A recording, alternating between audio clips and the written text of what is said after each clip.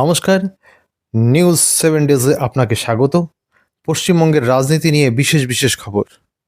এখন পশ্চিমবঙ্গের রাজনীতি খুবই গরম, কারণ 2026 সালের বিধানসভা নির্বাচন সামনে। নির্বাচন সংক্রান্ত বড় আপডেট। পশ্চিমবঙ্গে 2 দফায় 23 এবং 29 এপ্রিল ভোট হবে, যার ফল বের হবে 4 মে। রাজ্যে এবার ভোটকে কেন্দ্র করে ব্যাপক নিরাপত্তা ব্যবস্থা নেওয়া হয়েছে, কেন্দ্রীয় বাহিনী মোতায়েন করা হচ্ছে। ভোটার তালিকা নিয়ে বড় বিতর্ক। প্রায় 60 লক্ষ ভোটারের নাম বাদ পড়া নিয়ে বড় মামলা চলছে। তার মধ্যে প্রায় 55% মানুষ এখনও ভোটার তালিকায় ফিরতে পারেননি। বিষয়টি সুপ্রিম কোর্টে উঠেছে। এটা নির্বাচনের উপর বড় প্রভাব ফেলতে পারে।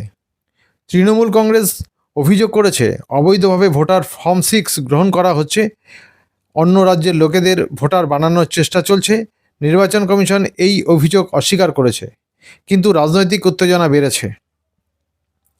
নির্বাচনকে ঘিরে পরিস্থিতি দেখে সুপ্রিম কোর্ট কেন্দ্রীয় বাহিনী রাখার নির্দেশ দিয়েছে। ভোটার তালিকার সংশোধনের জন্য বিশেষ বিচারিক প্যানেল গঠনের নির্দেশও দেওয়া হয়েছে। আবহাওয়া নিয়েও চিন্তা। ভোটের সময় তীব্র গরম ও ঝড় বৃষ্টি হতে পারে। গত বছর এই সময় আবহাওয়ার কারণে প্রাণহানিও হয়েছিল, ফলে ভোট আয়োজন নিয়ে নতুন চ্যালেঞ্জ তৈরি হয়েছে। সারসংক্ষেপ বলা যেতে পারে, নির্বাচন সামনে, রাজনৈতিক উত্তেজনা চরমে, ভোটার তালিকা ও নির্বাচন কমিশন নিয়ে বিতর্ক, সুপ্রিম কোর্ট সরাসরি নজর রাখছে। নিরাপত্তা ও আবহাওয়া দুটোই বড় ফ্যাক্টর। এবার বলবো কোন দল এগিয়ে আছে। এখনকার পরিস্থিতিতে কেউ একদম পরিষ্কারভাবে এগিয়ে নেই, কিন্তু তৃণমূল কংগ্রেস সামান্য এগিয়ে আছে, বর্তমান সমীক্ষা যা বলছে। একাধিক ওপিনিয়ন পুল অনুযায়ী টিএমসি 140 থেকে 160টি আসন পেতে পারে, বিজেপি 130 থেকে 150টি আসন পেতে পারে। অন্য এক সমীক্ষা বলছে টিএমসি প্রায় 159 থেকে 169টি আসন পেতে পারে, বিজেপি পেতে পারে 120 থেকে 130টি আসন। আবার কিছু সার্ভে বলছে টিএমসি আবার গড়তে পারে সরকার, কিন্তু আসন কমতে পারে।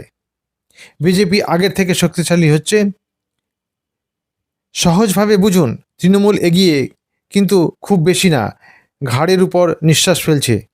বিজেপি খুব কাছাকাছি, বড় চ্যালেঞ্জ নিচ্ছে। নির্বাচন হবে খুব হাড্ডাহাড্ডি। নির্বাচনী নিউজ আপডেট পেতে নিউজ 7 ডেজ ইউটিউব চ্যানেলটি সাবস্ক্রাইব করুন, বেল আইকন প্রেস করুন, লাইক করুন এবং আপনার মূল্যবান মতামত পেশ করুন। এখনকার খবর এখনই শেষ করছি।